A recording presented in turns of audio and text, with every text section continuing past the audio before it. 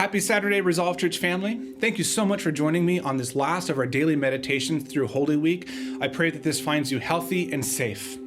Well, today is typically called, or historically called, Holy Saturday, and it's a day of great anticipation and waiting. Saturday is the Sabbath for the Jews, and because of that, there wouldn't have been any visiting of a tomb or preparing a body for burial.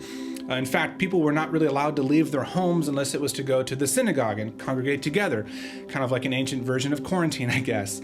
And because of this day has come to symbolize the waiting that the women and the disciples had before they could go visit the tomb of Jesus. We're going to be reading out of Matthew chapter 27, verses 57 to 61. So follow along with me as we have a few thoughts and meditations on this passage. When it was evening, there came a rich man from Arimathea named Joseph, who also was a disciple of Jesus. He went to Pilate and asked for the body of Jesus. Then Pilate ordered it to be given to him.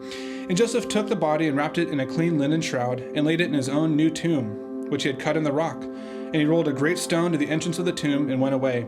Mary Magdalene and the other Mary were there, sitting opposite the tomb. Now, the big meditation that I want to focus on for these just couple more minutes is the silence of God. The silence of God. And that sounds kind of interesting because throughout the scriptures, we see that God is not silent. I mean, that's how the Bible starts, right? With God speaking and calling all things into existence. Throughout the scriptures and the history of redemption, God is constantly speaking to his people, words of life and hope and peace. And yet, in Jesus' death and burial, we see that this very word of God made flesh is now silent. It's in the grave. The one who spoke all things into existence has ceased to live in the very world that he himself created.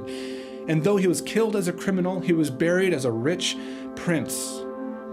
I believe that silence can be just as profound and powerful as sound. That in many ways actually can be more eloquent than even the most eloquent words that are spoken, because silence has a way of drawing us into our inner world, giving us the space to truly see what's going on inside of us. It has a way of giving voice to those unspoken and unknown thoughts and fears and hopes and dreams. Silence can be comforting. It can be deadly. It can be tense, but it can be peaceful. Silence is a means of God's grace in our lives to help us learn to live at peace with ourselves and others and with Him. This meditation is going to be a much shorter one today because I want us to encourage us to take a few minutes out of our day today to sit quietly in silence with the Lord. Let the silence that we have with God be a comfort, especially when we remember and know that the silence that we experience is not one of hatred or of death, but of perfect blazing love and peace. The battle has been won. There is calm and peace between God and his people. We live in a very loud and hectic culture. There's not much room for silence in our lives. And so I believe that during this time of pandemic and self-isolation, we have an opportunity really to grow in one of the great spiritual habits that help to form us and transform us.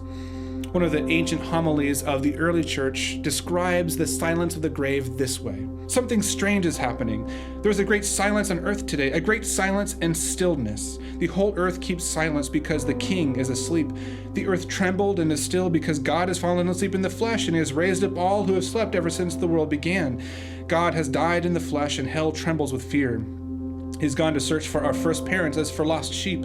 Greatly desiring to visit all who live in darkness and in the shadow of death, he has gone to free from sorrow the captives, Adam and Eve, he who was both God and the son of Eve. The Lord approached them bearing the cross, the women that had won him the victory. At the sight of him, Adam, the first man he had created, struck his breast in great terror and cried out to everyone, "May the Lord be with you all." Christ answered him, "And with your spirit," and took him by the hand and raised him up, saying, "Awake, O sleeper, and rise from the dead, and Christ will give you light." So Resolve Church, let me encourage you to take a few minutes today to sit in silence with the Lord. And may you experience the light of Christ as you meditate on the silence which has won us peace with God.